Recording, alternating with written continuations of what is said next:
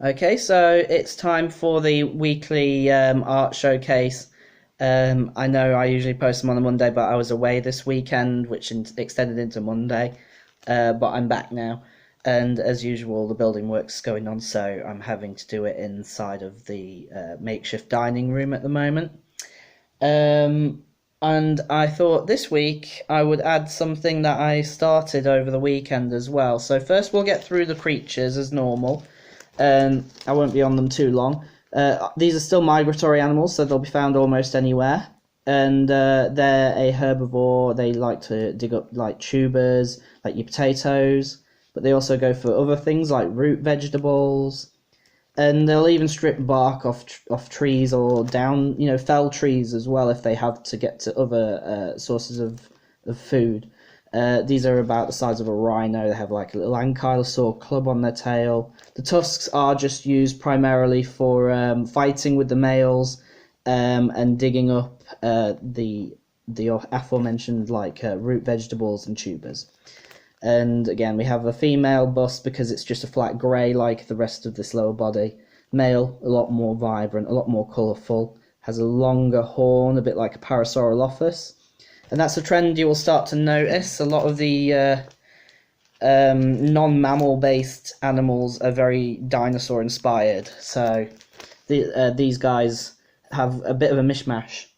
And yeah, these guys would be found almost anywhere. They're not found in places that are too cold, and they're not ridden because they're too large, and they're mainly used for labour. So taking large wagons of things that are too heavy from A to B, or they're used to ward off large predators that are too big for the Feles or the Maru to handle, because those tusks and that club are quite intimidating considering the size of them, and they do charge as well, a bit like a rhino or an elephant. You wouldn't want to be in the way of it, trust me. Now we're on to the apex that's found everywhere. That's obviously the largest carnivore, and it's immediately big dinosaur inspiration. Looks like a Spinosaurus with a oddly shaped sail. It is actually inspired by the Baryonyx instead. It didn't have this sail in the dreams that I had. It just had spikes running down. But then I thought it actually just looks too identical to a Baryonyx. And I also recently came across another carnivorous dinosaur, and I really thought it was interesting in its in the way it looked. It had a sail-like hump just on the back hip, and it arched down steeply downwards. Not as smooth as this one does. It was quite a sudden jaunting hump-like spine. I can't remember if I'm pronouncing this right off the top of my head, but it was something like concavator or concavator, I think. It's something very new and exotic. I've never seen a dinosaur like it before, and I thought, you know what, I absolutely love how surreal it looks. I'm going to use that feature to improve this predator, because otherwise it would have just looked like a plain old Baryonyx, if not a mashup crocodile, really. So these guys, they're only found in areas with large bodies of water because, as you can guess, they behave a lot like crocodiles. They are large. There's no real predator the same size as these that I could compare it to, besides extinct dinosaurs, obviously.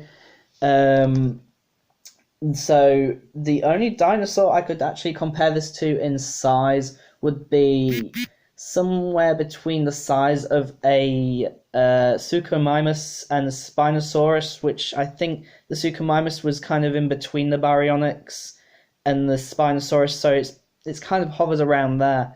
And they just, again, you got the male with a bit more colour, female is a bit more dull, but she would be bigger than him, and wouldn't have as big a sail, I don't think. I've not actually, like I said in the dreams, they didn't actually have these sails. I added these to the design because I thought they just looked too plain otherwise. So I imagine with the theme of the other males and the females, even the dinosaur-like ones, the female probably would have a smaller sail. So we'll be coming onto the biome-related animals next week. And like I said earlier, I'm going to add something on this now, and I already tried to see if I could get the sketches to show up, but I don't think that it does. I basically sketched on these pieces of paper. It is so fine, it is very hard, if not impossible, to distinguish. This paper is a manga paper. You can get this from Hobbycraft.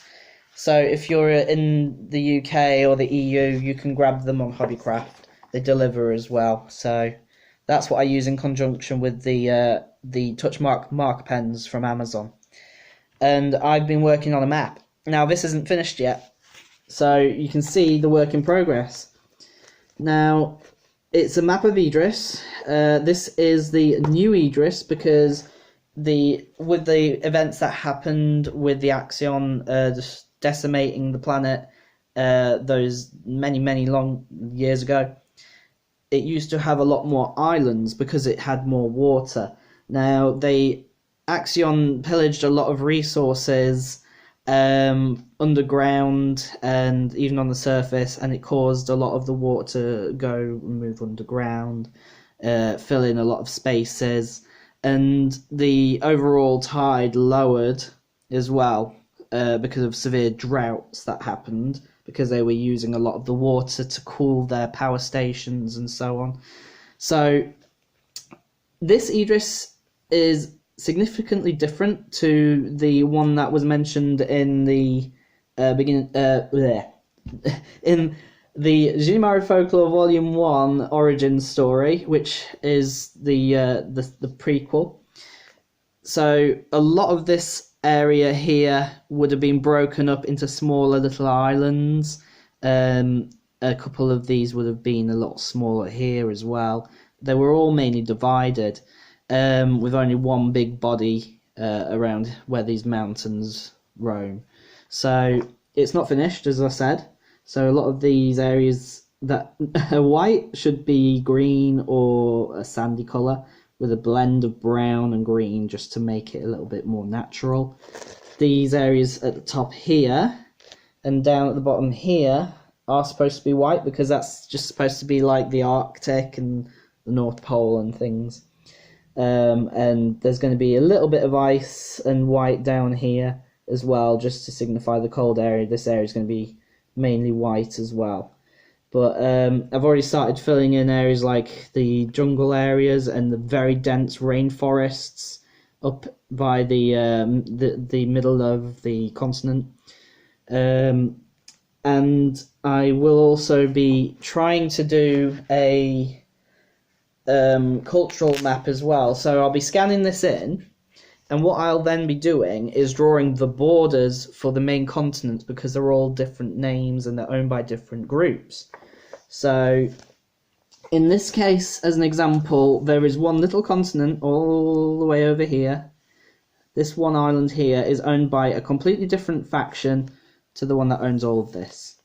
But we'll get onto that another time, and I'll upload a video when that's done. And I'll catch you all again next week. Thank you.